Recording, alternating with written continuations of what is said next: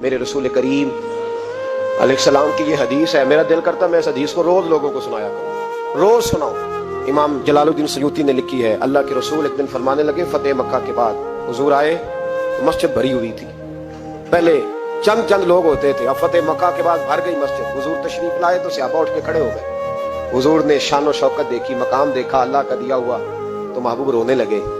نماز مکمل ہوئی تو صحابہ نے عرض کی حضور آج آپ رونے لگے نماز کے وقت، کیا ہوا؟ تو محبوب فرمانے لگے مجھے میرے ماں باپ کی یاد آ گئی۔ ایک حدیث میں صرف اماں کے لفظ ہیں، ایک جگہ فرمایا مجھے اپنے، اور فرمایا میرا دل کرتا تھا کاش آج وہ دونوں یا دونوں میں سے ایک ہی موجود ہوتا۔ فرمایا میری اماں موجود ہوتی، میں تمہیں نماز پڑھانے آتا، میں سورہ فاتحہ آدھی پڑھ لیتا۔ الحاوی للفتاوی میں امام سیوطی علیہ الرحمہ نے لکھا ہے، فرمایا میں آدھی سورۃ فاتحہ پڑھ لیتا، میری اماں کو کوئی کام یاد آتا، میری ماں آمنہ حجرے کا پردہ سرکا کے کہتی بیٹا محمد میری بات تو سننا، تو نبی پاک فرماتے ہیں اللہ کی عزت کی قسم میں نماز چھوڑ دیتا، پہلے اماں کی بات سن کے آتا۔ یاد رکھو بھائیو، یاد رکھو، یہ مرتبہ ہے، یہ مقام